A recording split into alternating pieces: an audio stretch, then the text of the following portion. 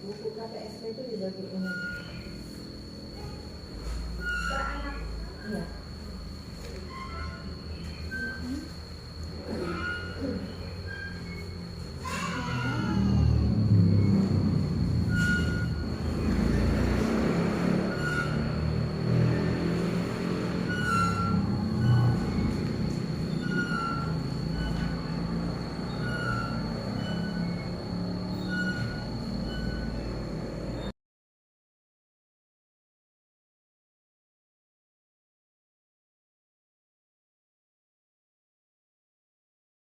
Warahmatullahi wabarakatuh. Waalaikumsalam warahmatullahi wabarakatuh. Alhamdulillahi rabbil alamin. Wassalatu wassalamu ala asyrafil anbiya'i wal mursalin wa ala alihi wa sahbihi ajma'in. Qala rabbi shrah li sadri wa yassir li amri wahlul 'uqdatam min lisani yafqahu qawli, amma ba'du. Yang saya hormati Bunda Widi selaku Kepala Sekolah TK Islam Ceria, yang saya hormati Dewan Guru TK Islam Ceria, serta ibu-ibu sekalian yang insya Allah dirahmati oleh Allah Subhanahu wa Ta'ala. Di sini saya sebagai pembawa acara akan membacakan susunan acara sebagai berikut. Susunan acara yang pertama pembukaan, yang kedua tilawah Al-Quran, yang ketiga sholawat Nabi, yang keempat sambutan dari Kepala Sekolah TK Islam Ceria, yang kelima materi, yang keenam lain-lain, serta yang ketujuh penutup.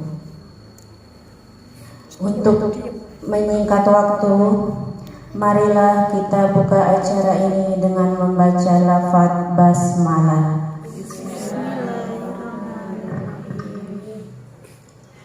Meningkat acara yang kedua, pembacaan tilawah Al-Quran yang akan dibacakan oleh Ibu Rafiqah.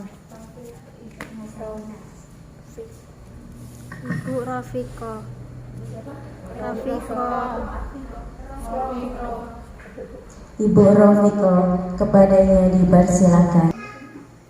Assalamualaikum warahmatullahi wabarakatuh. Waalaikumsalam warahmatullahi wabarakatuh. A'udzu billahi minasyaitonir rajim. Bismillahirrahmanirrahim. Alif lam mim. Dzalikal kitabu la raiba fihi hudan lil muttaqin alladzina yu'minuna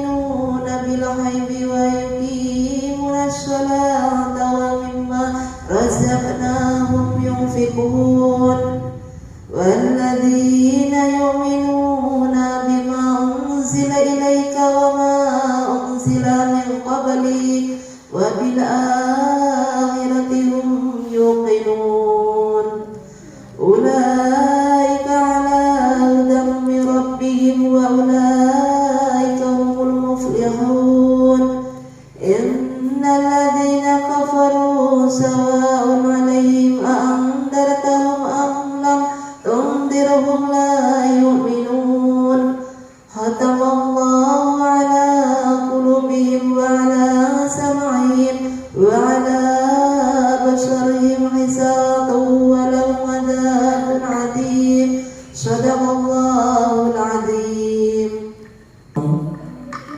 Meningkat acara yang ketiga, sholawat Nabi yang akan dipimpin oleh Ibu Afandi. Kepada yang bertugas dipersilakan. Assalamualaikum warahmatullahi wabarakatuh.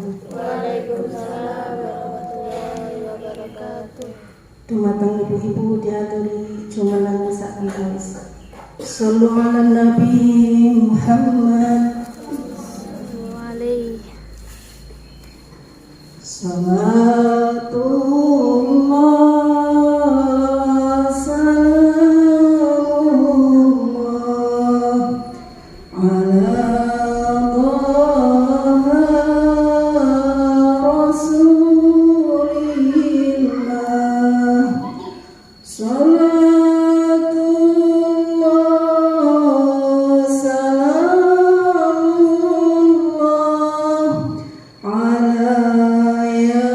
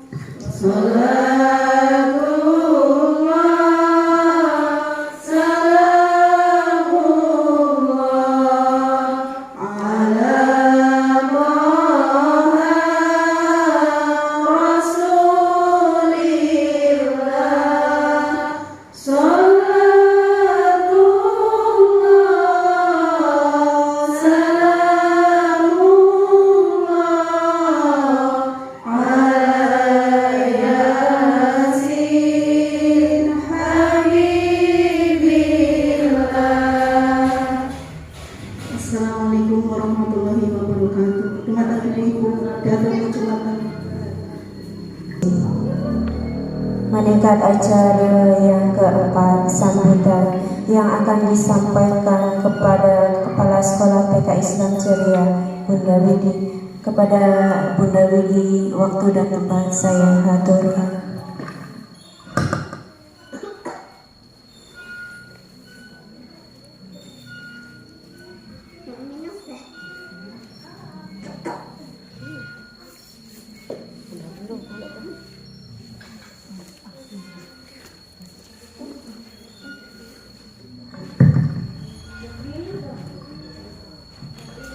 Bismillahirrahmanirrahim. Assalamualaikum warahmatullahi wabarakatuh. Waalaikumsalam warahmatullahi wabarakatuh. Alhamdulillah nahmaduhu wa nasta'inuhu wa nastaghfiruh wa na'udzu billahi min shururi anfusina may yahdihillahu fala mudilla lahu wa may yudlilhu fala hadiya lahu. Asyhadu an la ilaha illallah wa asyhadu anna Muhammadan abduhu wa rasuluhu la nabiyya ba'dahu. Rabbi shrah li sadri wa yassir li amri wa hlul 'uqdatam min lisani yafqahu qawli. Rabbi zidni 'ilma warzuqni fahma. Yang saya hormati dan saya banggakan Bunda Guru TK Islam Ceria serta ibu-ibu, orang tua, wali murid TK Islam Ceria yang insyaallah dirahmati Allah. Alhamdulillah, puji syukur kepada Allah, marilah senantiasa kita lantunkan dengan mengucap alhamdulillah ya atas segala nikmat yang Allah berikan kepada kita. Yang terbesar tentu saja nikmat iman dan nikmat Islam, kemudian nikmat sehat ya, nikmat waktu luang, sehingga pada pagi hari ini kita bisa berkumpul di TK Islam Ceria yang insya Allah sama-sama kita cintai ini. Salawat dan salam semoga tercurah limpahkan kepada qudwah hasanah kita Nabiullah Muhammad Sallallahu Alaihi Wasallam beserta keluarganya, sahabatnya, dan mudah-mudahan terlimpah kepada kita selaku umatnya. Amin ya rabbal alamin. Apa kabar ibu? Alhamdulillah. Sehat ya, alhamdulillah. Mohon maaf ini di luar jadwal kita ya, karena seharusnya kalau nggak salah di awal kita sepakati pertemuan wali murid itu hari Sabtu pekan keempat ya. Nah karena bulan kemarin itu kelupaan ya, gurunya lupa, saya juga lupa gitu, sehingga kemudian di awal bulan ini kita adakan ini untuk dimasukkan di kegiatan di bulan September gitu ya. Jadi nanti Oktober insya Allah kita masih pertemuan lagi di akhir bulan gitu ya. Kenapa ini juga kami adakan, karena memang banyak hal yang perlu disampaikan, karena kemarin saya sempat tidak berangkat ya karena habis melahirkan itu kan sebulan lebih lah ya tidak berangkat, sehingga banyak hal yang perlu kami sampaikan ke wali murid. Untuk itu agenda hari ini ya agak sedikit banyak, tapi mudah-mudahan tidak sampai siang ya. Baik ibu-ibu, yang pertama dan utama tentu saya ucapkan terima kasih banyak atas kehadiran ibu-ibu pada pagi hari ini ya. Saya tahu ibu-ibu ini sibuk semua ya kan, tapi menyempatkan untuk hadir. Semoga setiap langkah kaki menuju ke sini dengan yang baik ya, dicatat sebagai kebaikan di sisi Allah Subhanahu wa taala. Kemudian kalau misalnya kita hari ini datang niatnya untuk salah satunya silaturahim, mudah-mudahan Allah memanjangkan umur kita ya, membanyak rezeki kita. Kalau ada niat untuk menuntut ilmu, semoga Allah bukakan pintu ilmu buat kita, buat anak-anak kita gitu ya.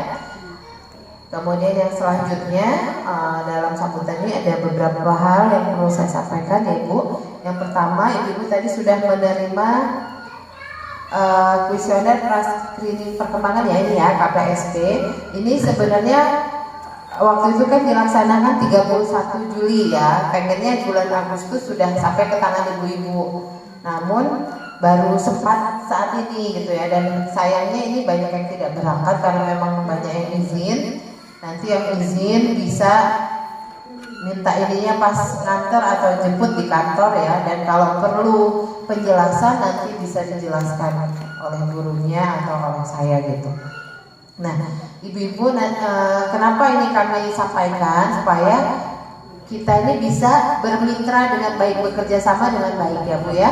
Karena kan kalau di TK kita, anak kita tuh paling berapa jam Bu di TK? 3 jam ya kan, cuma 3 jam. Jadi di rumah itu 21 jam, betul? Ya kan? Nah, sehingga hasil dari ini kuesioner ini harapannya kalau yang sudah bagus, alhamdulillah ya.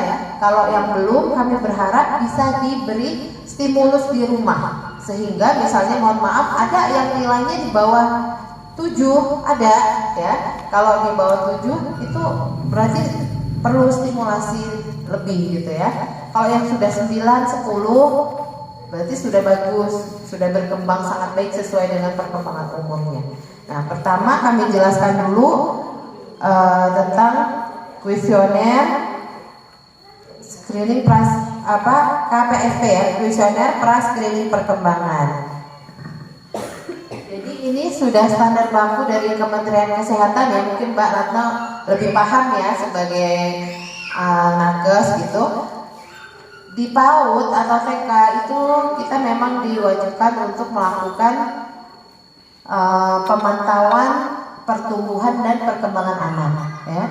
Kalau pertumbuhan anak itu apa Bu? Kalau pertumbuhan anak yang diukur apanya? Ya fisiknya, apanya? Berat badan, tinggi badan. Kalau perkembangan yang diukur apanya? Ya kemampuannya ya.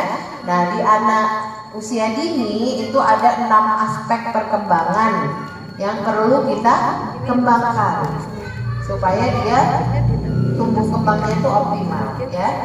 Ada nilai agama dan moral ya, kemudian aspek bahasa, aspek fisik itu ada 2, motorik kasar dan motorik halus, kemudian juga ada kesehatan fisik ya, kemudian aspek kognitif ya, kemudian satu lagi sosial emosional, dan yang keenam seni.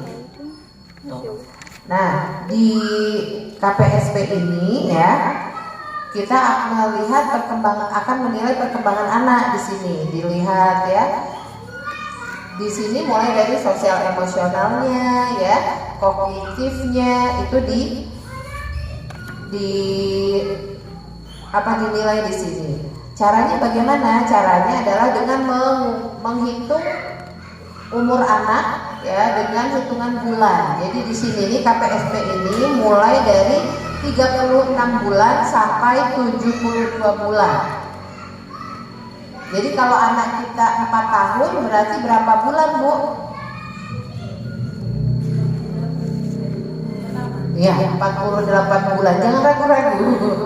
Kalau 5 tahun berarti berapa bulan? 60 bulan. Kalau yang 6 tahun 72 bulan. Jadi KPSP ini mentoknya di usia 6 tahun. Gitu ya. Katanya sih ada yang terbaru sampai 7 tahun. Ya, ada yang terbaru. Saya udah pesen, udah nyampe katanya bukunya di TK apa, tapi belum saya ambil, belum sempat kemarin pas lewat kelupaan juga. Nah, jadi ini kita lakukan KPSP itu tergantung usia anak Bapak dan Ibu ya. Kalau pada saat pelaksanaan itu belum bulat, maka diambil di usia di bawahnya. Jadi misalnya contohnya di sini contohnya. Misalnya Mas Ilham ya, 4 tahun 10 bulan. Berarti 58 bulan. Nah, kita ambilnya bukan 60 bulan tapi 54 bulan. Diambil di bawahnya. gitu ya. Tapi kalau dia usianya kurang dari 1 bulan, udah 60 bulan nih, 59 bulan berapa hari gitu ya, dibulatkan ke 60 bulannya gitu. Nah, jadi ibu-ibu bisa lihat kuesionernya anak ibu beda semua tuh. Dibuka yang ada kertas traplesannya, itu berarti punya anak ibu ya. Jadi yang dinilai kemarin di situ berapa bulannya.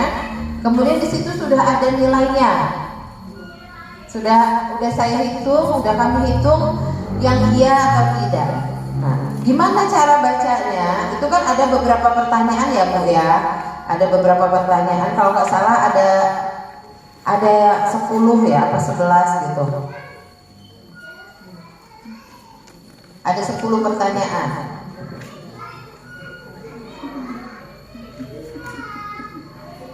Ini waktu itu kan ditemenin sama ibunya ya waktu KPSP, tapi ibunya nggak masuk ya kan. Ada yang minta ditemenin sampai masuk, ada yang anaknya udah berani gitu kan. Nah, bagaimana menggunakan KPSP ini? Jadi anak itu di screening pertanyaan 1 sampai 10, misalnya ini yang 54 bulan ya misalnya. Dapatkah anak meletakkan 8 buah kubus satu persatu gitu ya? Ya gurunya menyediakan kubus. Nah, jadi dari 1 sampai 10 itu anak-anak itu bisa nggak melakukannya? Kalau bisa, iya. Kalau tidak, berarti tidak. Misalnya ada yang 3 pertanyaan nih, misalnya kayak di poin nomor 5. Apa yang kamu lakukan jika kamu kedinginan? Apa yang kamu lakukan jika kamu lapar? Apa yang kamu lakukan jika kamu lelah? Nah, jadi kalau salah satu aja yang salah, maka dia jawabannya berarti tidak. Jadi dia harus betul semuanya, gitu ya. Jadi apa yang kamu lakukan kalau kedinginan? Misalnya masuk ke rumah, ambil jaket, berarti betul, gitu ya. Terus apa yang kamu lakukan jika lapar? Ya makan atau minta makan, itu betul ya. Nah, tapi kalau dari 3 itu ada yang salah, berarti dianggap tidak. Kemudian bagaimana menilainya? Menilainya ya, kalau nilainya itu 9 sampai 10, maka berarti perkembangan anak-anak ibu sudah sesuai dengan tahap perkembangan usianya. Gitu. Jadi kalau yang 9-10 berarti sudah sesuai ya, udah baguslah perkembangannya.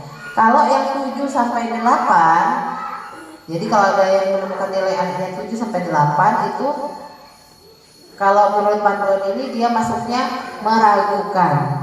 Untuk yang meragukan ini harus segera dilakukan ini, di screening ulang. Nah, rencananya bulan ini kita akan screening ulang untuk yang nilainya 7 sampai 8 tadi ya. Karena apa? Mungkin kemarin pas dilakukan itu dia masih takut ya, jadi belum mau jawab, belum kenal sama bunda gurunya misalnya. Nah, harapannya diulang supaya untuk memastikan ini kan benar-benar memang nggak bisa atau kemarin memang mentalnya yang belum siap kayak gitu. Kemudian kalau nilainya 6 ke bawah itu berarti ada penyimpangan dan harus ada tindak lanjut ya Mbak ya, atau rujukan ke fasilitas kesehatan terdekat. Itu ada yang di bawah 6 kayaknya 1 atau 2 gitu ya kalau nggak salah. Nah, ini perlu intervensi lebih lanjut ya. Namun kami juga nggak ujuk-ujuk ngerujuk gitu, enggak Bu. Kami komunikasikan kembali kepada ayah dan ibu. Kalau misalnya memang masih bisa diberikan stimulus, dikejar nih ketinggalannya di rumah, ya nggak perlu dirujuk gitu, karena mungkin juga tidak semua fasilitas kesehatan sudah siap gitu dengan yang seperti ini gitu kan. Itu ya. Jadi ibu-ibu bisa melihat di situ nilainya bagaimana. Kemudian harapan kami, kenapa ini kami sampaikan, yang nilainya masih di bawah 9, mohon diberi stimulasi sesuai dengan pertanyaan-pertanyaannya itu. Misalnya kalau yang ada tuh yang saya ingat kemarin yang sama saya, kan screen ini ada sama guru-guru yang lain juga kan. Yang pas sama saya tuh saya ingat ada anak yang belum bisa mengancingkan baju. Jadi di pertanyaannya itu, apakah anak bisa berpakaian sendiri sepenuhnya gitu kan. Nah, ternyata dia bilangnya bisa. Ternyata pas saya ini coba suruh pakai baju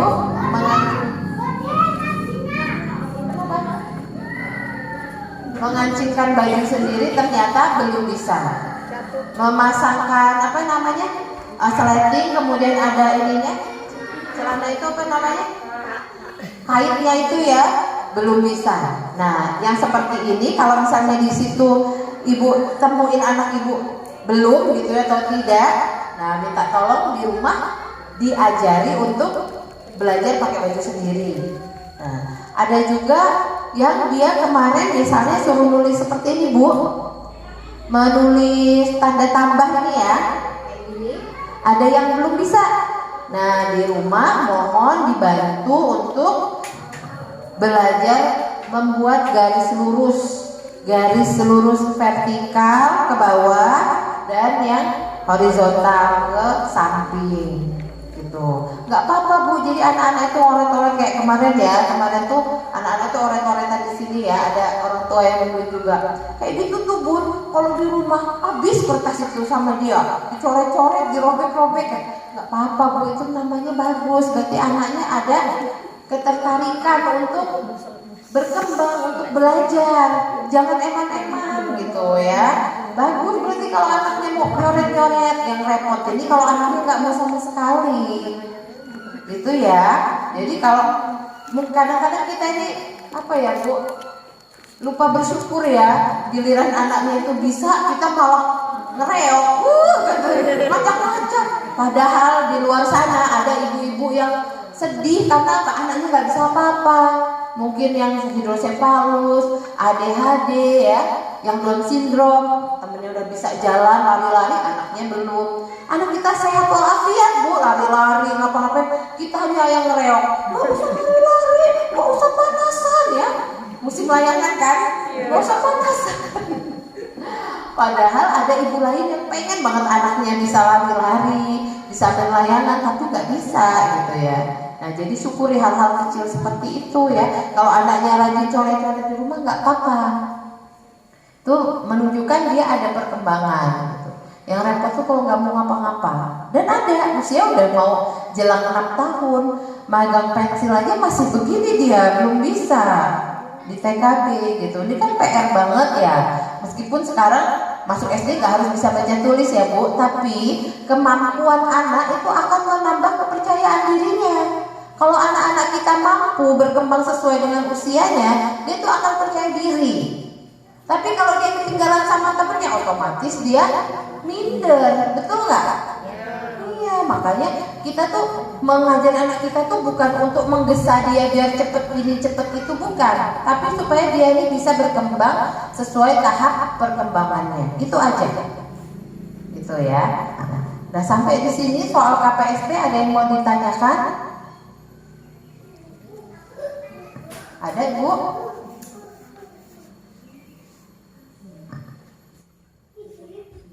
Mungkin gimana ya cara merangsangnya misalnya?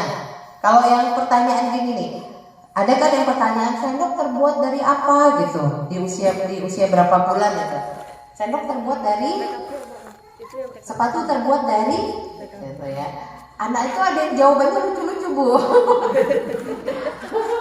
Iya beneran. Ada ya, terus pintu terbuat dari tukang katanya gitu ya. Ada yang lucu-lucu jawabannya. Nah ini kan perlu distimulasi ya. Jadi gimana cara menstimulasinya? Ada yang tahu?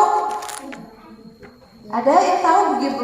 Kalau nanti ibu nemuin di situ anak ibu tidak, berarti dia belum bisa jawab kan? Terus cara menstimulasinya gimana? Supaya dia pas besok tes lagi bisa jawab gitu, bisa ngerti. Gimana kira-kira caranya? Gimana Mbak Ana? Ya mungkin dari orang tuanya ya. Kita ajak apa ya? Ya bermain di tempat yang kita maksud di situ, terus ini loh dikasih tahu ini. Tanpa harus dari kemarin kan di sekolah diberitahu sama bunda seperti ini, nggak harus seperti itu. Cuma kita kasih aja. Ini pintu dari kayu. Nah bisa pintu ini yang bikin mama tukang. Nah itu aja. Jadi kalau ada simulasi lagi di sekolah, langsung ngecen ya. Oh iya kemarin jari ini mamaku begini. Oh iya mungkin seperti itu. Ya diajak apa ya? Ya bermain itu nggak harus tamasya lah ya. Iya betul. Jadi disitulah kira-kira gitu. Lingkungan. Dari lingkungan sendiri aja ya. Oke, kita kasih tepuk wow ya buat Mbak Ana ya. Saya ajarin tepuk wow begitu tepuknya saya ajarin. Tepuk wow gitu tepuk wow ya. Tepuk wow. Kasih W, kasih O, kasih W. Wow. Ya bisa Bu. Ya. Tepuk wow. Kasih W, kasih O, kasih W. Wow. Ya. Yang lain ada yang mau berpendapat? Sama ya. Jadi sederhana banget Bu cara menstimulasinya. Ingat ya, kalau anak usia dini itu belajarnya harus yang konkret. Konkret itu artinya nyata, kelihatan sama matanya dia, bisa dipegang, bisa dicium, bisa diraba, bisa dirasakan sama anak-anak itu. Jadi ya nggak usah pergi jauh-jauh gitu. Kalau di rumah ajak aja dia main apa? Main sumputan misalnya, main apa petak umpet ya Bu. Kalau saya ngomong sumputan. Main sumputan misalnya petak umpet misalnya. Kita nyumput di belakang pintu, ya kan? Nanti sengaja aja dia ketahuan. Kalau dia nyariin tapi udah lama, kita sengaja nongol gitu kan. Ini tadi ibu nyumputnya di belakang apa nak? Ini namanya apa gitu? Ini namanya pegang nih, pintunya dipegang. Dia megang ya.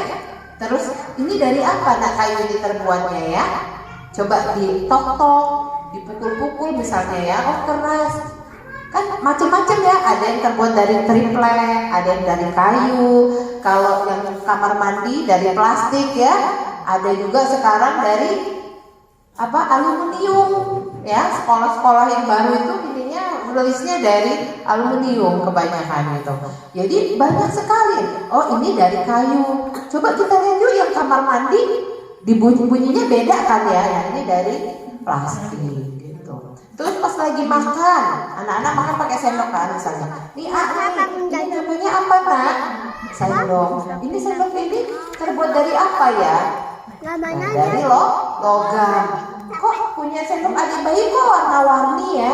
Kalau punya adik bayi itu coba dipegang kok lebih enteng daripada yang ini. Karena ini terbuat dari plastik gitu. Jadi memang harus nyata.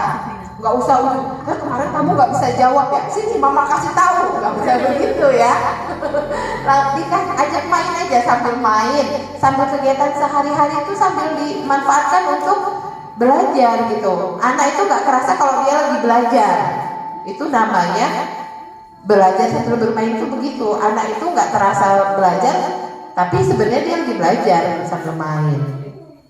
Sepatu juga gitu kan ya, bisa sepatu tuh bisa terbuat dari kain, dari kulit, ya kan? Macam-macam. Nah itu bisa kita kenalin. Ini sepatu ayah, sepatu dede, sepatu ini. Lihat sepatu siapa yang paling besar misalnya. Itu lagi belajar loh Bu sebenarnya, membandingkan, ya kan? Membandingkan ukuran. Mana yang paling besar, mana yang paling kecil, mana yang sedang. Ini warnanya apa? Coba dipegang. Kalau ini dari apa terbuatnya? Ada yang dari kain, ada yang dari kalep ya Bu ya. Kalau punya ayah ini apa ya? Misalnya pantopel. Oh ini mungkin ada yang dari kulit, ada yang dari kulit sintetis dan seterusnya. Nah, jadi begitu memang harus sambil dikenalkan bendanya, jangan cuma ngawang-ngawang. Nah itu caranya ya. Jadi stimulasi anak itu harus dengan benda yang nyata. Cukup tentang KPSB, ada yang mau ditanyain Bu? Kalau misalnya malu nanya di sini boleh ke kantor ya. Misalnya, Bu kok punya anakku kok nilainya sekian gitu ya. Lalu apa yang harus saya lakukan? Silahkan komunikasi ke kantor atau misalnya malu lewat WA nggak apa-apa gitu ya. Cukup tentang KPSB. Nah nanti KPSB ini akan kami lakukan lagi di semester 2. Jadi KPSP itu dilakukannya 6 bulan sekali. Idealnya sih dilakukan saat hari kelahiran anak Bu, di bulan kelahiran anak. Cuman kan alangkah pusingnya gurunya ngapalin bulan kelahiran anak kan, makanya kita dibarengin gitu ya, dibarengin. Cuman caranya tadi, kalau dia usianya itu masih misalnya nanggung ya 55 bulan, sedangkan tidak ada kuesioner 55 bulan, maka diambil kuesioner di bawahnya. Tapi kalau dia udah 59 bulan ya, 15 hari atau 16 hari, bentar lagi 60 bulan, ambil yang kuesioner 60 bulan dan seterusnya gitu ya. Bisa dipahami ya Ibu? Cukup ya? Cukup. Selanjutnya pada pertemuan hari ini saya sebenarnya berharapnya banyak yang datang karena kami ingin membentuk yang namanya komite sekolah. Komite sekolah itu adalah orang tua murid yang menjadi perwakilan dari wali murid yang lain untuk berkomunikasi dengan sekolah. Misalnya sekolah itu punya sekolah dan kelas, jadi nanti ada komite kelas ya, satu kelas satu aja orang tuanya. Nah kemudian komite kelas inilah yang kemudian menjadi komite sekolah. Jadi komite kelas A satu orang, komite kelas B satu orang, komite kelas B2 satu orang. Jadi 3 orang itu nanti akan menjadi anggota komite sekolah. Karena di kurikulum merdeka ini ya Bu ya, sekolah itu harus melibatkan orang tua. Nah pelibatan orang tua itu harus dibentuk sebuah organisasi namanya komite kelas dan komite sekolah. Itu. Ini lengkap semua nggak perwakilan dari kelas A, B1, B2? Lengkap ya? Oke. Bisa nggak dipilih sekarang? Atau ada yang mengajukan diri saya Ibu jadi komite kelas gitu. Harapannya komite kelas ini misalnya nanti ada kegiatan apa gitu ya Bu ya, misalnya gebiar, atau nanti yang sebentar lagi nih kami akan mengadakan proyek penguatan profil pelajar Pancasila atau P5. Nah itu nanti misalnya ada yang harus dibawa sama anak-anak atau kami butuh kerjasama dari orang tua, kami selain lewat grup, tapi biar lebih dipus lagi, kami komunikasi dengan 3 orang komite ini tadi. Gitu. Jadi ibu-ibu inilah nanti yang mengkoordinir teman-teman yang lainnya. Gitu. Ada yang bersedia ibu?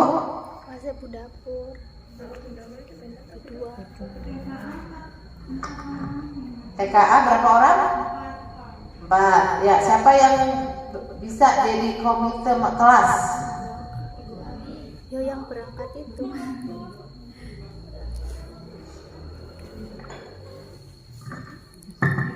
Siapa aja sih? Ini ya, berderet ya? 1, 2. Oh. Ibunya Mas Danang apa? Iya. Ibunya Mas Danang bersedia? Oh, nggak pegang HP?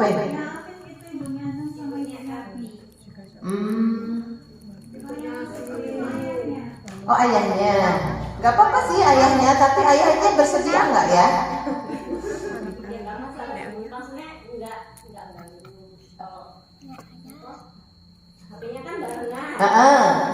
Oh ya udah, jadi besok bersedia ya? Bersedia. Nggak masalah kok. Komunikasinya baik. Karena kalau bapaknya bersedia, tapi malah alhamdulillah loh. Kenapa ya? Kalau ini kayak kami ini kayak kemarin karnaval tuh ya. Kalau mau hias mobil kan nggak mungkin ibu-ibu ya, harus ada bapak-bapaknya gitu kan. Kalau ada bapak-bapak yang mau concern gitu sama pendidikan anaknya itu, masya Allah lah itu ya. Jadi kitanya terbantu gitu, kami bisa terbantu gitu. Udah bersedia aja. Bahana maksa. Pak Yuda orangnya enak kok. Iya, kayaknya enak kalau Pak Yuda mah. Ya. Ya kalau nggak ibunya nggak apa-apa, pokoknya berdua itulah ya. Mana enak kok, kemana-mana berdua. Iya Mbak. Oh ya. Oh ya boleh ditanya dulu nanti konfirmasi lagi ya. Oke. TKA terus B1 ada siapa orang?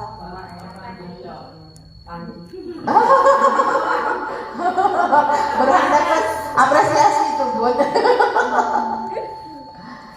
Gimana ibunya Fandi? Bersedia nggak? Ya.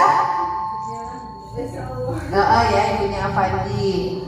Yang selanjutnya TKB 2. TKB 2 berarti banyak nih ya. 1, 2, 3, 4, 5. Hah? Mbak Ana juga berdua ya Mbak? Mbak Ana. Oh iya Mbak Ana. Iya, di sini semua berdua. Oh. Mbak Ana ya. Iya. Tadi dia udah ngebagiin orang kan. Ya Mbak Ana ya.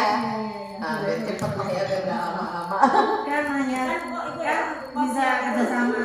Iya. Hanya itu loh, cuma itu aja. Cuma yang kalau ada ini kerjasama. Iya, bareng-bareng. Cuman koordinatornya lah gitu. Jadi misalnya Bunda Pur besok mau adain percobaan apa gitu, lupa nggak di buku ditulis buku komunikasi, kan bisa menghubungi perwakilan kelas gitu ya. Jadi biar berjalan dengan baik gitu.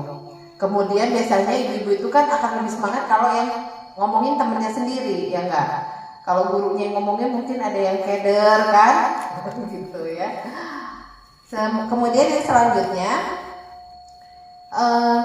kami insya Allah akan mengadakan P5 ya, proyek penguatan profil pelajar Pancasila. Itu bagian dari kurikulum Merdeka. Jadi semua sekolah yang pakai kurikulum Merdeka dia harus melaksanakan P5. Apa Bu P5 tadi Bu? Proyek penguatan profil pelajar Pancasila. Jadi P-nya ada 5 gitu ya. Nah itu kemarin guru-gurunya sudah sepakat untuk mengambil tema kita semua bersaudara. Subtemanya ayo bermain. Jadi tema tentang mengenalkan permainan tradisional ya. Ini akan dilaksanakan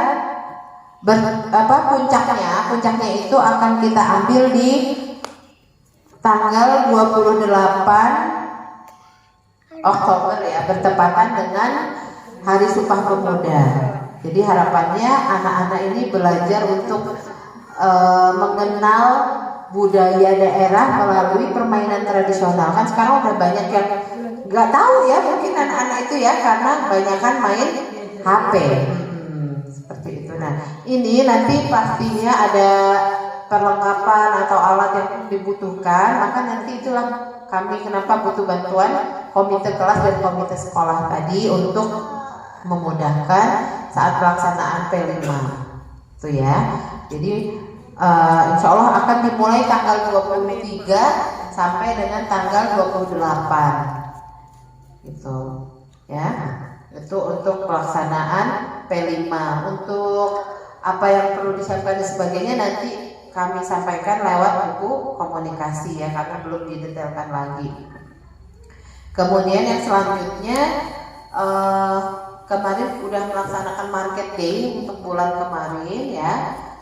Alhamdulillah habis semua ya Bun, kayaknya kemarin ya Bun ya.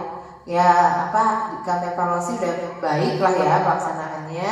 Nah bulan ini nanti dipilih lagi anaknya dan menu apa yang harus dibawa ya, nanti diinformasikan juga lewat grup WA ya. Jadi harapannya semua bisa berpartisipasi. Kalaupun misalnya pas anak kita yang anak ibu yang kebagian terus ternyata dia berhalangan ya, ada ke agenda keluarga atau mungkin sakit, boleh diganti sama temennya. Misal tukeran, anakku nggak bisa hari ini, tukeran mau nggak gitu ya, dikomunikasikan tapi jauh-jauh hari seperti itu, minimal H-1 lah gitu ya, dikomunikasikan. Dan misalnya ada ibu yang keberatan atau apa, bisa disampaikan kepada wali kelasnya masing-masing ya, seperti itu. Itu market day. Kemudian yang selanjutnya yang kemarin terlupa kami sampaikan di awal itu ya, kalau di kurikulum Merdeka memang pembelajaran itu kan pelajaran intrakurikuler di dalam kelas tiap hari. Kemudian yang kedua P5 yang akan kita laksanakan tanggal 23 sampai tanggal 28 itu ya. Dan yang ketiga itu ada ekstrakurikuler, ya, ada ekstrakurikuler. Sementara ini ekstrakurikuler yang akan kami laksanakan itu menari sama menggambar, ya. Kalau menari, kemarin rencananya Bunda Nuri yang akan melatih. Mau hari apa itu, Bun? Nah, jadi ini gini, kalau anak-anak ibu ada yang senang nari, bisa didaftarkan ke Bunda Nuri. Nanti biar dipilihkan harinya, gitu ya. Kemudian menggambar bisa sama saya atau Bunda Sus juga bisa ya menggambar. Nanti bisa didaftarkan anaknya. Sementara itu sebenarnya sampai kemarin saya pengen ada ekskul panahan, cuman pelatihnya yang belum fix. Nanti kalau misalnya ada kabar terbaru akan kami sampaikan. Jadi sementara ini ya ada dua tadi ya Bu ya, menari dan menggambar serta mewarnai. Nah, silakan nanti kalau anak-anaknya berminat, silakan didaftarkan ke sekolah. Jadi pelaksanaannya cuma seminggu sekali aja. Jadi kalau yang menari misalnya ya, ekskulnya seminggu sekali. Ekskul ini dilaksanakan untuk apa? Kita menemukan minat dan bakat anak-anak sejak dini, gitu ya. Kalau tahun kemarin itu, alhamdulillah anak-anak di sini tuh kebanyakan hobinya gambar. Alhamdulillah dapat juara terus tahun kemarin ya. Nah, kami ingin itu aja gak dilatih tahun kemarin itu, ngedadak aja kalau mau lomba baru dilatih. Nah, pengennya sekarang itu nggak dadakan sehingga ada ekskul itu, sehingga kalau ada lomba memang anak yang kita kirim itu memang anak-anak yang memang udah siap gitu, nggak semuanya dikirim tapi sampai sana menjajan toh gitu ya kan, kasihan orang tuanya ya gitu. Jadi itu ekskul menari dan menggambar itu ya. Sambutan dari saya sementara itu dulu. Yang lain juga ada yang mau ditambahkan? Cukup. Kemudian kami juga mengingatkan ya Bu, biar nggak berat, kalau yang belum daftar ulang silahkan dicicil, jangan nunggu akhir tahun semua.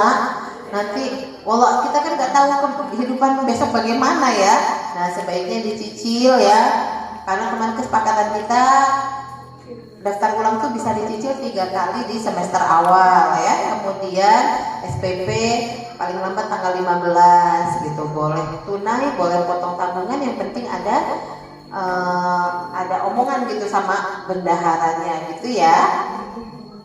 Baik, itu sambutan dari saya. Sampai di sini ada yang ditanyakan Ibu? Cukup?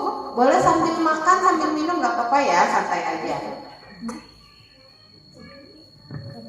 Kalau cukup, kita lanjut ke materi.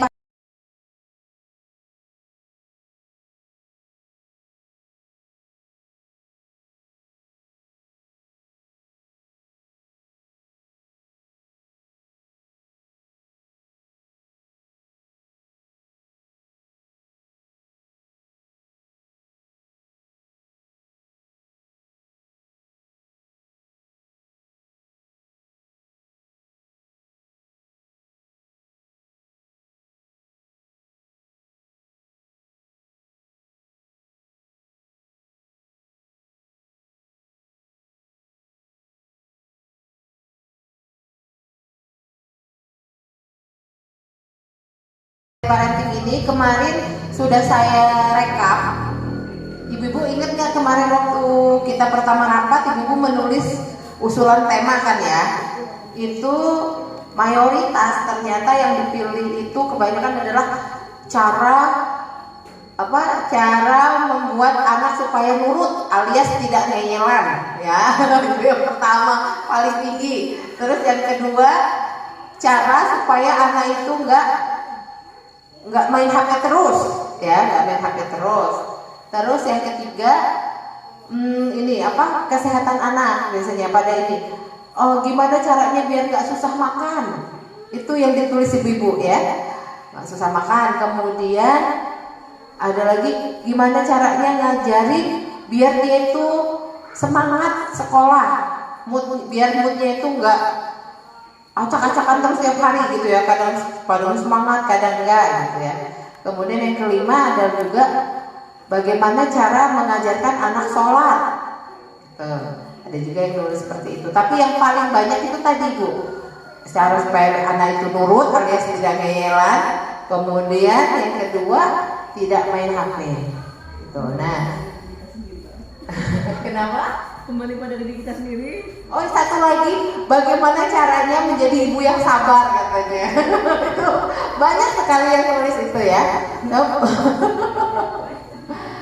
Tadinya mau saya tampilkan lewat grafik, tapi saya belum selesai tadi itu buat bikin grafiknya. Tapi intinya yang teratas itu tadi itu. Ya. Terima kasih atas usulan-usulan itu ya Ibu. Nah, menyikapi itu, maka tema kita hari ini kita ambil yang menyikapi supaya anak tadi tidak main HP terus ya. Kuncinya adalah karena kemarin ada juga yang nulis gini panjang gitu ya. Gimana caranya ngomongin anak supaya anak itu tidak tersinggung saat diomongin. Itu ada juga. Nah, intinya kan gimana ngomongin, gimana caranya nasihatin anak, intinya itu sebenarnya apa Bu? Komunikasi intinya. Cara ngomong itu kan berarti komunikasi toh. Ya. Jadi hari ini kita akan sama-sama belajar ya. Saya hanya sharing aja, hanya menyampaikan apa yang sedikit saya tahu ya. Kalau misalnya nanti ada yang tidak sepakat atau ada yang kurang pas, Ibu boleh menambahkan, boleh juga mengkritisi, gitu ya.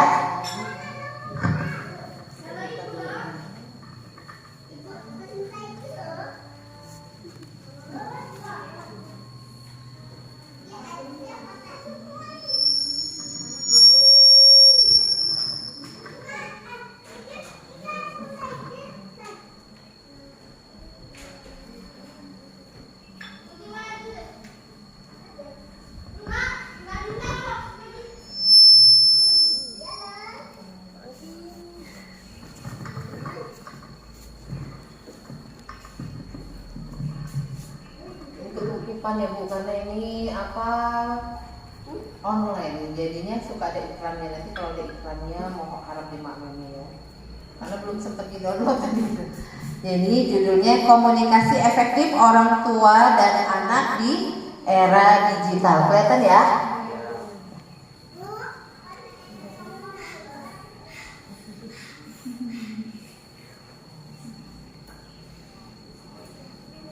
Ya.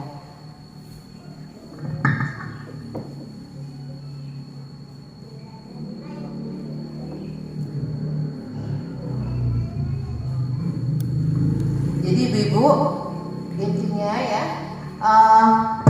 bagaimana cara kita berbicara pada anak itu sangat dipengaruhi oleh kondisi diri kita sendiri dulu gitu ya.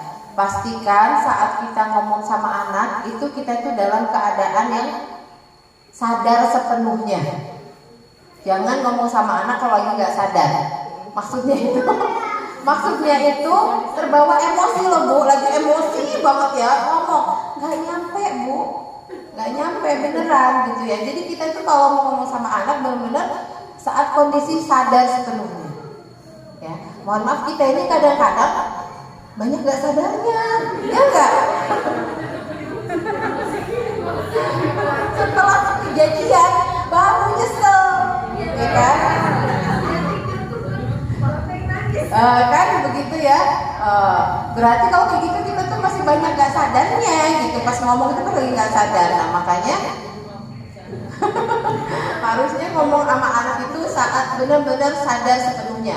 Ya kita tuh belajar meaningful ya.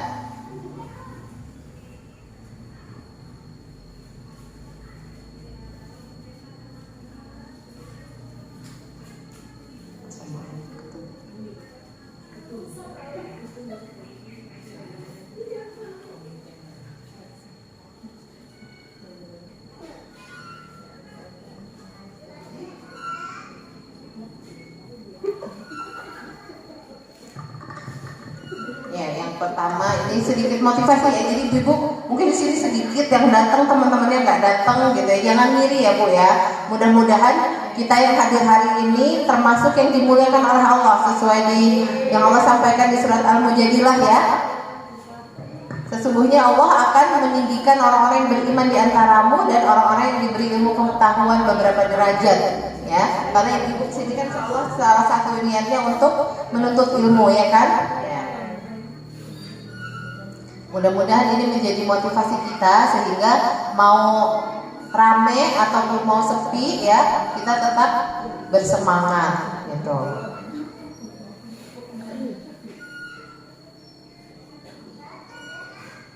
Kemudian yang selanjutnya sebenarnya tugas kita itu apa sih? Tugas orang tua itu adalah menjaga fitrah kebaikan yang ada pada diri anak ya. Masih ingat hadisnya ya Bu ya, bahwasanya setiap anak itu dilahirkan fitrah. Fitrah itu artinya Bu bukan sekedar suci. Kalau kita sama ini kan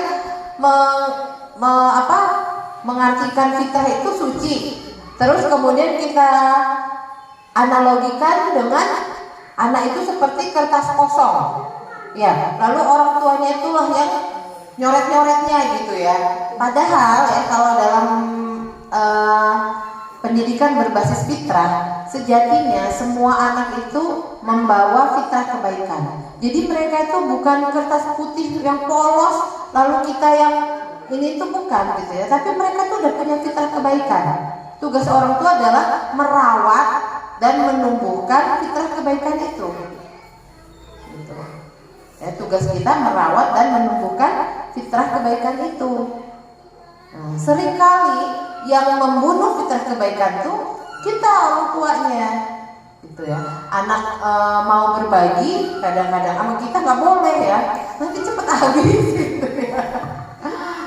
Anak belajar disiplin misalnya, asal habis naruh apa gitu, nanti lo nggak usah ditaruh dulu, kita nyarinya bingung gitu ya, karena dia ini rapi betul anaknya. Kadang-kadang kita malah nanti dulu ibu ini belum beres gitu ya, dia asal habis pakai taruhin lagi. Kita kan kalau ibu-ibu kadang-kadang nanti aja beresinnya kalau udah sore atau gimana gitu kan ya. Nah ini tugas orang tua itu adalah menjaga dan menumbuhkan fitrah. Itu yang harus kita sadari dulu. Jadi ya kalau teori yang mengatakan bahwa anak itu seperti kertas kosong gitu, itu sebenarnya udah nggak relevan gitu ya. Itu teori tabula rasa itu ya. Jadi bahwasannya anak itu benar-benar kosong dari lahir, padahal enggak. Allah itu sudah karuniakan fitrah kebaikan. Buktinya apa? Buktinya di dalam surat Al-Quran juga kan Allah udah menyampaikan ya, bahwasannya ketika kita usia 4 bulan ditanya sama Allah, siapa Tuhanmu gitu. Kemudian semua janin itu menjawab ya, Allah adalah Tuhanku. Itu salah satu bukti bahwasannya semua bayi yang dilahirkan itu membawa fitrah kebaikan. Itu membawa fitrah kebaikan. Dia sebenarnya mentauhidkan Allah. Ya, mentauhidkan Allah. Tugas kita itu menumbuh kembangkan itu tadi. Tuh ya. Kemudian yang selanjutnya yang perlu kita ingat juga bahwasannya kita itu kadangkala ya, kitalah yang memperkenalkan gadget kepada anak pertama kali, betul? Maka sebelum kita nyalahin anak kita, salahkan dulu diri kita gitu ya. Karena sebenarnya yang kenalin pertama itu pasti kita, ya kan? Gak mungkin anak itu tahu-tahu kenal kalau nggak dikenalkan, gitu. Jadi sebelum kita menyalahkan anak kita kok begini begitu gitu ya, salahkanlah diri kita dulu, kenapa dulu memperkenalkannya saat anak-anak belum siap gitu ya. Dan kita juga ingat ya Bu, di surat At-Tahrim ayat 6 ya. Ya ayyuhalladzina amanu qu anfusikum wa ahlikum naro. Ya. Wahai orang beriman, jagalah dirimu dan keluargamu dari siksa api neraka yang bahan bakarnya itu batu dan manusia. Itu surat At-Tahrim. Nah, jadi kenapa kita perlu belajar seperti ini? Dalam rangka kita menjaga diri dan anak-anak kita dari siksa api neraka. Ya, karena gadget ini luar biasa pengaruhnya ya Bu ya. Kemarin itu sampai ada kasus kan yang apa? Anak petinggi TNI AU ya meninggal dunia kan di sekitaran Halim dengan apa? Dibakar. Dia itu sering main apa namanya? Game Free Fire. Dan memang sebelumnya itu dia itu udah ada tulisan di ininya, di bukunya, di akunnya itu ya. Jika kalau kamu pakai bahasa Inggris tapi jika kamu menemukan membaca tulisan ini, mungkin aku sudah mati gitu, katanya. Ya di situ. Terus ada lagi apa namanya, gara-gara mau top up game ya, ibunya nggak punya uang, ibunya digorok ya. Ada juga kan, ada yang nggak sampai meninggal sih, cuma diancam doang. Ada yang meninggal nggak usah jauh-jauh. Saya kemarin dapat cerita di Agung Mulyo, ada yang kayak gitu, ibunya dipukulin, bapaknya dipukulin, bapaknya malah pernah diikat kakinya katanya Bu. Gara-gara minta duit nggak ada. Gitu.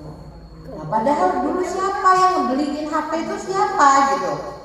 Orang tuanya juga kan gitu ya. Jadi sebelum kita menyalahkan anak, kita harus menengok kepada diri kita dulu. Na'udzubillah min dzalik ya. Tuh. Karena kita lah yang pertama mengenalkannya gitu ya. Kemudian yang selanjutnya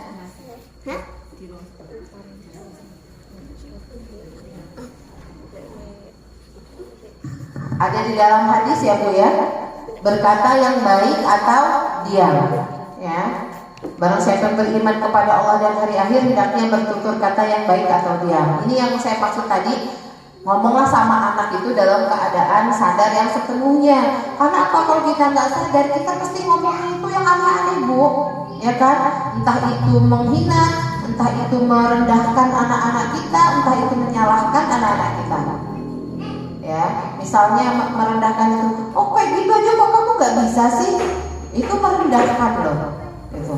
Kalau menyalahkan misalnya, tuh kan gara-gara kamu sih tadi diomongin ibu gak nurut, makanya jadi kayak begitu. Itu menyalahkan. Kalau kita lagi gak sadar pasti kayak gitu Bu ngomongnya gitu. Atau membanding-bandingkan, kamu kok gak kayak kakakmu sih, kakakmu loh kalau diomongin itu nurut, kamu dingelan gitu ya. Karena kita lagi gak sadar, coba pas lagi sadar, oh kok saya tadi ngomong kayak gitu ya sama anak saya gitu. Ya kan? Ya nggak Bu, seringnya kesel kan setelah itu gitu. Karena kita pas nggak sadar. Maka kalau misalnya lagi emosi banget, mendingan diam deh. Takutnya apa, omongan ibu itu kan makbul ya Bu ya. Takutnya yang keluar itu omongan yang jelek gitu. Ada kan pernah kejadian, saya diceritain siapa ya gitu. Ada anaknya ini mungkin tadi ya memaksakan kehendaknya pada orang tuanya gitu. Terus orang tuanya ngomong yang jelek lah gitu ya. Kalau itu mending kamu mati aja kalau kayak gitu katanya. Anaknya kebetulan keluar, setengah jam kemudian pulang udah gak ada nyawanya. Ibunya nangis. Itu tadi omongan orang tua, apalagi ibu itu kan tajam ya kalau kata orang Jawa itu kan ya jadinya. Dan dalam Islam juga memang begitu, doa ibu itu kan makbul. Jadi ucapan ibu itu baik dalam keadaan sadar ataupun tidak, makbul loh Bu. Gitu. Makanya pilihlah berbicara saat sadar. Kalau nggak sadar mending diam, nanti kita cooling down dulu, kita menenangkan diri dulu, baru ngomong gitu ya. Nah kemudian bagaimana cara komunikasi yang efektif? Ini nggak kelihatan ya. Yang pertama itu ya, komunikasi efektif itu adalah berbicara dengan tenang dan santun. Nah, ini yang bicara tenang dan santun itu maksudnya tadi dalam keadaan sadar. Jadi kalau lagi emosi lebih baik jangan ngomong ya Bu ya. Bisa nggak? Dicoba ya. Jadi kalau misalnya lagi gedeg banget gitu ya, mending menghindar dulu deh, jangan ketemu anaknya dulu deh. Ntar dulu ya, ibu perlu menenangkan diri dulu gitu. Kadang anak kita ngejar-ngejar, nanti dulu ya anaknya. ibu ini lagi emosi banget, daripada nanti ngomongnya gak enak, nanti dulu. Nanti kalau ibu udah tenang baru kita ngobrol, gitu. Baru kita ngomong, gitu. Karena saya sendiri juga mengalami gitu Bu ya. Namanya kita manusia itu kan terus berproses ya. Jadi ibu itu kan nggak ada yang ujuk-ujuk kan ya. Kita tiba-tiba jadi ibu yang sabar gitu enggak gitu ya. Kalau kita memohon kepada Allah kesabaran, pasti dikirim anak yang luar biasa Bu gitu ya. Karena Allah pengen kita sabar gitu. Saya udah pernah soalnya gitu ya, anak saya yang nomor 2 itu dari usia 1,5 tahun sampai 3,5 tahun itu kerjaannya tantrum Bu, cuma dipanggil begini dong, kuliah cantik banget, nggak kepeneran, yang manggilinnya dia nggak kepener, langsung gulung-gulung di lantai nangis. Gitu langsung reok lah Jawa kalau kata orang sekarang ya. Ya Allah, cuma dipanggil doang, bukan dicubit, bukan diapain gitu ya. Nah, kalau nggak sabar gitu ya, itu anak udah kayak apa gitu ya. Ya mungkin itu cara Allah mendidik kita sabar, didatangin anak yang begitu gitu kan. Gitu. Ya. Beneran itu ya kayak gitu. Cuma dipanggil doang ngamuk dia. Gitu. Naik mobil berhenti kan nggak ada AC-nya tuh mobil waktu itu ya. Mobilnya berhenti kan panas, otomatis ngamuk juga di mobil, bayangin mobil yang sempit kan ya. Kalau di tempat ini mau guling-guling enak gitu, di mobil semua orang kena tendangan dia, tendangan palanya begini gitu kan. Nah itu gitu ya. Jadinya akhirnya kita belajar berproses untuk jadi orang yang sabar karena nemuin anak yang seperti itu. Kalau nggak sabar mungkin nggak sampai 3,5 tahun, mungkin sampai sekarang dia itu masih tantrum gitu ya. Alhamdulillah 3,5 tahun lulus, nggak tantrum lagi gitu ya. Itu salah satu kuncinya juga di komunikasi. Nah, anak yang tantrum kayak gitu ya, jadi mau anak maupun ibu itu harus dalam keadaan tenang Bu. Kalau mau nasihat kita itu efektif, omongan kita itu diterima sama anak, jadi anak harus tenang, ibu juga tenang. Jadi jangan anaknya nangis, ibu nasehatin, nggak masuk. Biarin dulu anaknya nangis, udah nangis dulu. Nanti kalau udah tenang, ibu mau ngomong ya. Kalau dia udah tenang, udah kita kasih minum, kita ajarin tarik nafas, buang nafas gitu ya, untuk menenangkan diri ya. Itu baru kita ajak ngomong. Dan kitanya juga udah tenang, nggak pas sambil marah. Itu yang pertama. Kemudian yang kedua, hindari konflik dan cobalah sesekali masuk ke dunia mereka. Nah, jadi ngomong sama anak itu Bu, jangan kayak ngomong sama orang gede gitu. Sesekali kita ikut bahasanya mereka, ikut dunia mereka ya, ikut main ya. Misalnya suka main berantakin mainan, abis itu nggak mau main, nggak mau ngerapiin lagi. Ya kita jangan cuma ngomel, kalau habis main itu beresin loh mainannya. Ya nggak begitu ya, tapi kita ikut main sama dia. Ini main apa sih Kak? Ini misalnya main Lego gitu ya. Coba kita bikin ini yuk. Nah setelah sampai beres nih, wah sudah selesai ya. Yuk ini misalnya bikin robotnya mau pulang ke rumah nih loh Kak. Ya yuk kita pulangin, kalau nggak dipulangin nanti dia kasihan, kedinginan, kepanasan lah, pakai bahasa mereka gitu ya. Atau misalnya dia main apa dinosaurus atau apa gitu ya. Nanti kalau nggak diberesin, kan ini di luar dingin gitu ya. Nanti dia kasihan dan seterusnya. Insya Allah itu akan lebih mudah. Jadi jangan cuma ngomel-ngomel melulu. Masuklah sesekali ke dunia mereka. Artinya ikut main, ikut pura-pura jadi anak kecil lagi gitu Bu. Dan itu lumayan meredakan stres kita juga loh. Gitu ya. Jadi bisa ketawa sama anak itu, ketawa lepas gitu ya. Kemudian yang ketiga, jangan suka membandingkan. Tadi ya, kita aja kan nggak seneng ya Bu kalau dibandingkan. Bu koyo tetangga kita itu loh kalau di rumah lipstikan gitu ya. Untuk yang nggak seneng lipstikan di rumah, terus suaminya ngomong boleh lipstikan loh kayak tetangga kita kan jengkel ya. Coba aturan ngomongnya, Bu lipstikan loh biar kelihatan cantik. Kan cukup begitu aja harusnya, nggak usah dibandingin gitu. Nah kita juga kalau nasihatin anak-anak juga begitu, tidak perlu dibandingkan dengan kakaknya, adiknya, atau apalagi tetangganya. Orang pola asuhnya aja udah beda gitu kan, seperti itu. Jadi jangan dibandingkan.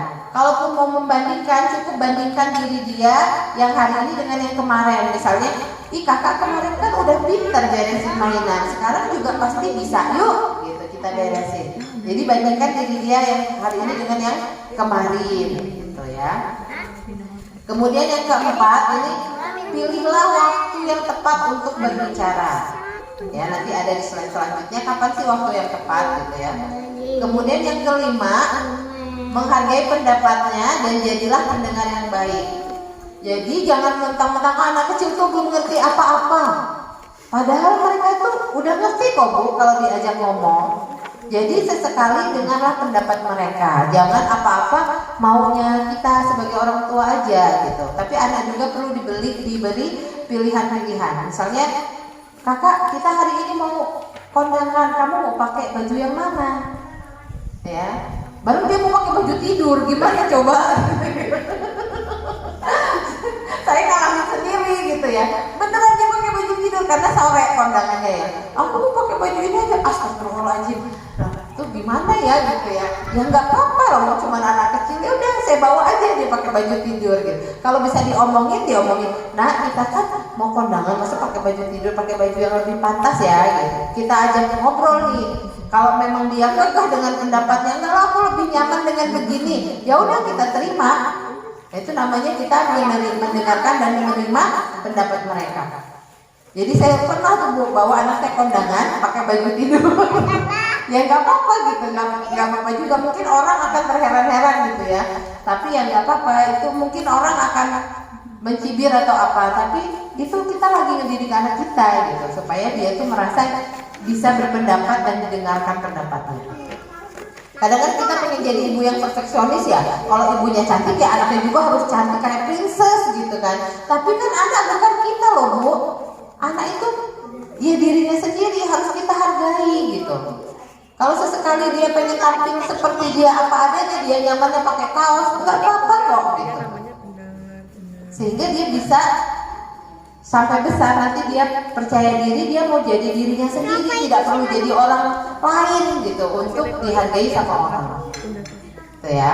Kemudian yang keenam, sabarlah dalam melakukannya dan lihatlah waktu yang tepat. Jadi bisa jadi ya Bu, harapan kita kepada anak hari ini nggak ujuk-ujuk besok terwujud, tapi terwujudnya tadi kayak saya tuh dari 1 tahun setengah baru berhasil di 3 tahun setengah Bu gitu.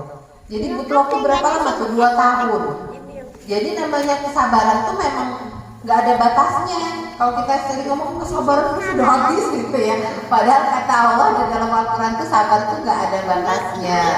Nah jadi apa yang kita nasihatkan pada anak kita hari ini mungkin gak ujuk-ujuk kita temuin terus dia berubah besoknya, tapi yakinlah itu akan membekas di dalam dirimu ya.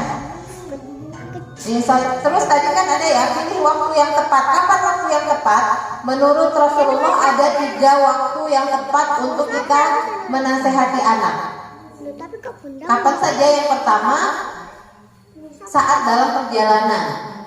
Jadi kalau kita lagi motoran sama anak atau naik bis, naik angkot gitu ya sama anak, itu adalah saat yang tepat untuk memberi nasihat. Tapi jangan ujuk-ujuk nasehatin, nak dengerin ya, jangan gitu.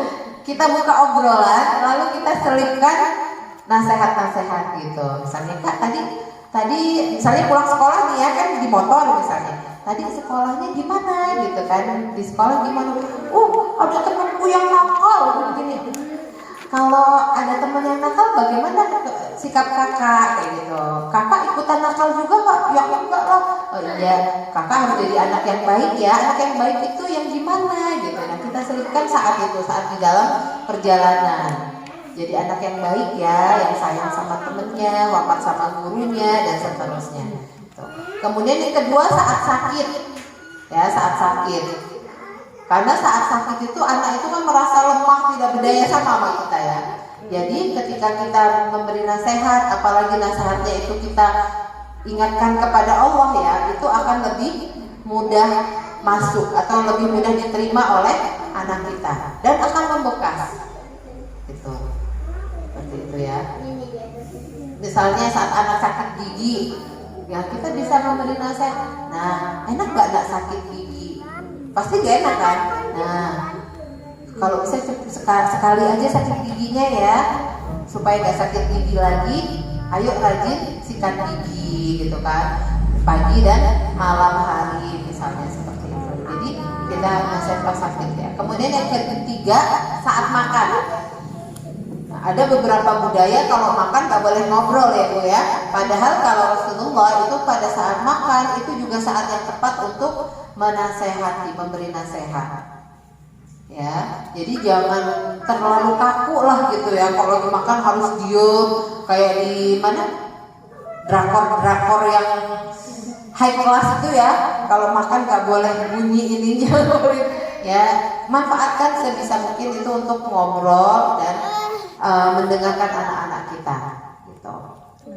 Nah, ini sebenarnya ini apa gambarnya apa Bu itu kira-kira? Orang tua yang lagi marah-marah ya. Jadi pelajaran apa kira-kira yang bisa kita ambil dari gambar itu? Hah? Apa? Apa Bu? Serem, oh serem. Terus yang lain ada yang mau menyampaikan? Kurang piknik bapaknya. Kurang piknik.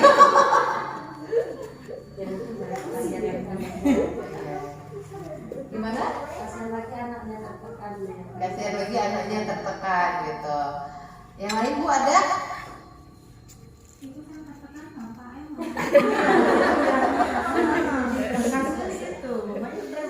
Bapaknya stres ya. Nah ini biasanya dalam kenapa bisa kayak gini? Ini biasanya mungkin bapaknya kondisinya lelah ya, pulang dari bekerja dan seterusnya, dan anaknya berulah dan seterusnya. Makanya perlunya kita menenangkan diri dulu saat ngomong sama anak supaya kita nggak seperti ini. Nah, Ibu bayangin ketika kita nasihatin anak sambil berteriak, sebenarnya apa yang sedang kita nasihatin? Nggak ada, justru anak itu akan belajar. Oh kalau ngomong itu harus berteriak gitu ya. Jadi anak-anak akan belajar. Oh jadi kalau nasihat itu sambil teriak. Besok kalau anak kita gede, punya anak, pasti cara marahnya mirip sama kita gitu ya.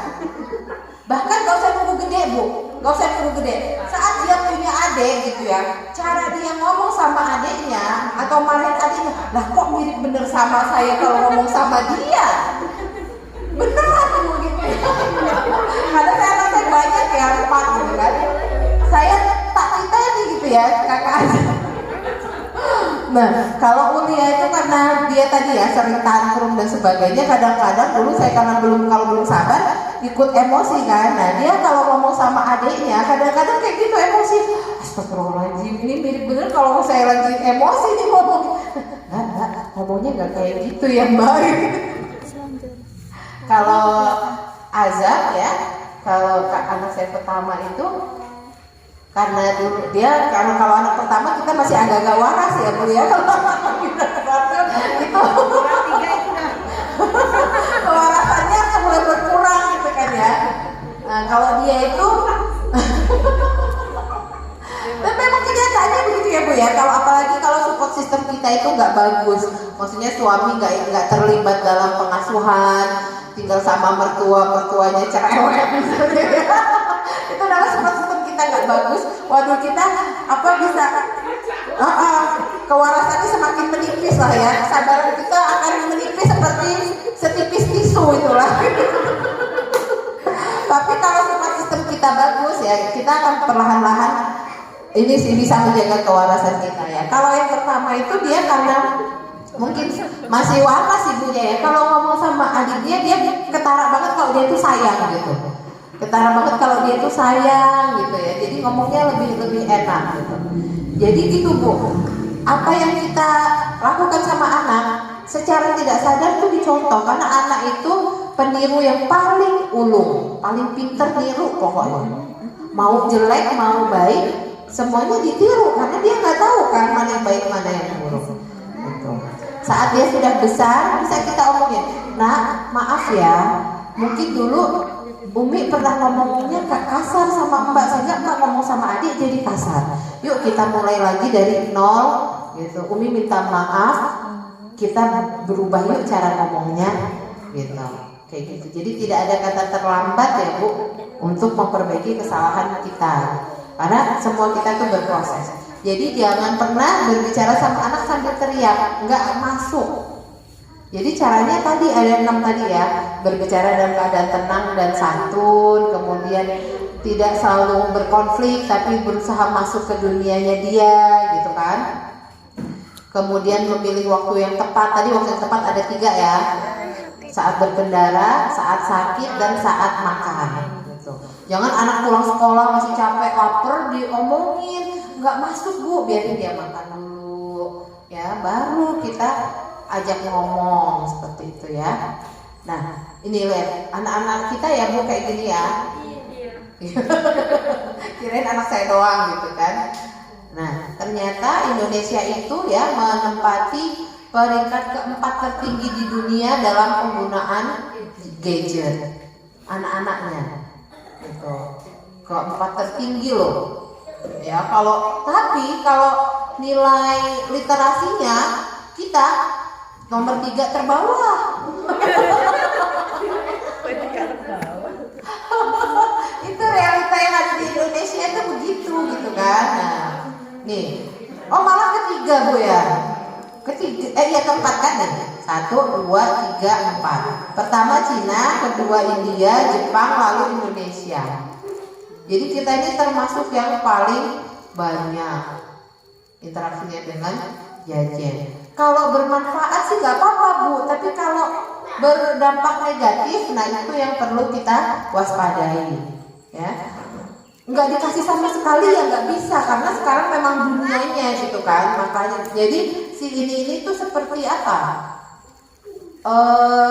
Pisau bermata dua ya, mau ditaruh sana kena sini kita juga gitu. Yang penting adalah kita tuh bijak menggunakannya, pahami aturannya gitu ya. Nih populasinya ya 25 sampai 29 tahun. Coba kita lihat yang anak kita nih. Oh ini lebih orang-orang dewasa berdasarkan usia. Ini ada yang usia di bawah, yang anak-anak usia dini juga sebenarnya tinggi tempat kita itu. Karena apa?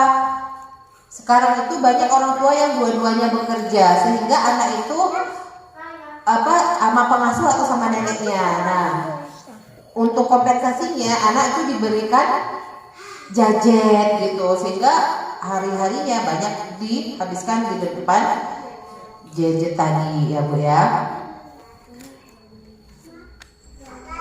Kemudian ini data-datanya kita lewatin. Nah, bagaimana caranya mendidik anak di era digital itu, kalau saya boleh kutip omongannya Ustadz Salim Afilah ya, beliau mengatakan gimana anak-anak itu nggak seneng sama HP. Soalnya kalau HP itu kan dipencet sedikit dia responsif, dia langsung kasih respon kan, langsung ganti fiturnya dan sebagainya. Bareng kita orang tuanya disenggol sama anak kadang nggak nengok, iya enggak? Dipanggil sama anaknya nggak denger, kadang-kadang nggak cepet datang. Nanti ya nak, ntar dulu loh gitu ya. Nah, jadi gimana caranya supaya anak kita itu nggak gandul banget sama HP? Ayo kita itu jadi orang tua yang responsif. Jadi orang tua yang apa bu? Responsif. Jadi kalau anak kita itu manggil, cepet datang loh. Kalau anak kita nyenggol kita, cepet kita tengokkan wajah kita ke wajahnya dia. Jangan kadang-kadang kita ngomong sama anak aja nggak lihat mukanya.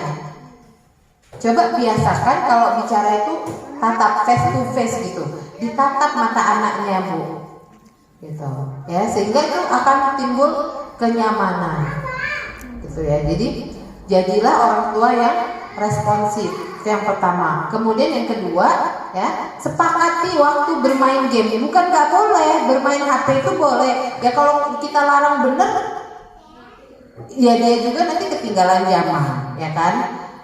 Tapi kalau mau dijor kelowor, ya gawat akibatnya, yang kecanduan, terus otak kognitifnya juga berkurang, kerusakan otak dan seterusnya kan. Maka sepakati waktu untuk berinteraksi dengan si gadget ini. Gambarannya kalau untuk anak 0 sampai 2 tahun itu nggak boleh terpapar layar sama sekali. Jadi kalau yang punya bayi ya 0 sampai 2 tahun tuh nggak boleh terpapar layar sama sekali ya. Terus usia 2 sampai 4 itu maksimal 1 hari itu hanya 1 jam. Kemudian 4 sampai 8 itu hanya 5 sampai 12 bahkan itu hanya 1 hari hanya 2 jam. Itu harus kita kasih tahu kan, kita boleh main HP tapi 1 hari. Kalau anak-anak TK berarti kalau yang 4 berarti 1 jam, yang 5 sampai 6 tadi TKB boleh 2 jam per hari ya. Nah itu kita kasih tahu 2 jam itu dari jam sekian sampai jam sekian. Tapi jangan pula dijor terus 2 jam. Kalau bisa pagi 1 jam, sore 1 jam, begitu aja. Gitu ya. Jadi harus ada aturannya.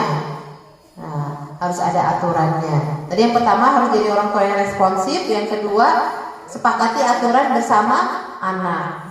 Ya supaya anak itu paham bahwasannya di sekolah ada aturan, di rumah juga ada aturan gitu. Bahwa di dunia ini nggak semuanya boleh, ada yang boleh dan ada yang tidak. Jangan ujung-ujung kita marah tapi kita belum ngajarin anak tentang aturan. Jadi kita tuh boleh marah kalau udah ada aturan loh Bu. Itu yang membedakan orang tua yang galak dengan orang tua tegas. Orang tua galak itu dia nggak ngasih aturan, tahu-tahu marah. Itu namanya galak. Tapi orang tua tegas itu dia sudah menyampaikan aturan, ketika aturannya dilanggar dia marah, dia meluruskan. Itu namanya orang tua yang tegas. Jadi tegakkan aturan di rumah gitu ya. Kemudian yang ketiga, selalu luangkan waktu untuk anak kita. Misalnya kita sepakati ya waktu bersama keluarga. Misalnya kita sepakati tiap habis maghrib kita ngobrol bareng ya, entah ngobrol apa gitu ya. Pokoknya habis maghrib tidak ada HP. Habis maghrib sampai isya tidak ada yang boleh pegang HP.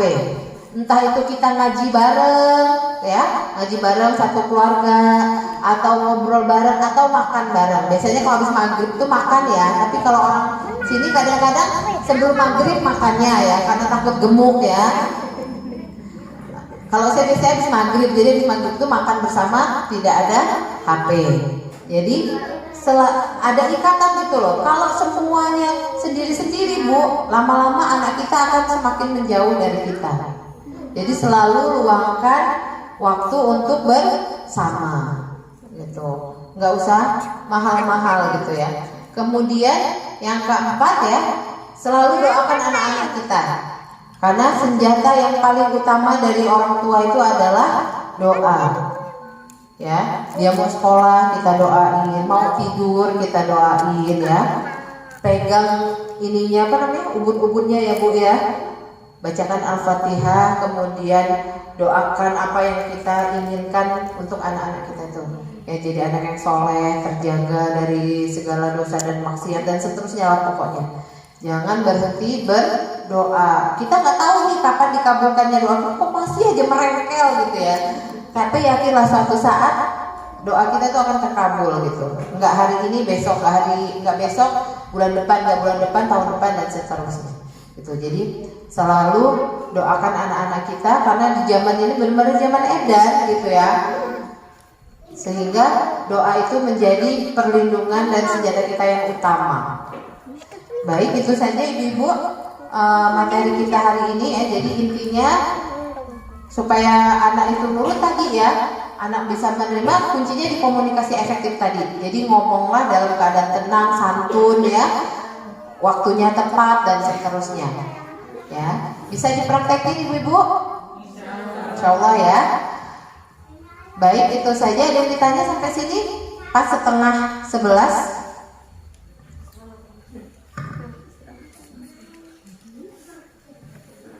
Cukup? Kalau cukup, saya akhiri ya. Saya banyak bicara, pasti banyak salahnya. Ini hanya berbagi sedikit saja dari apa yang pernah saya tahu, saya alami gitu ya. Mudah-mudahan Ibu berkenan dan ada yang bisa diamalkan ya, sehingga itu menjadi amal jariah dan ilmu yang bermanfaat. Saya akhiri, billahi taufiq wal hidayah. Wassalamualaikum warahmatullahi wabarakatuh.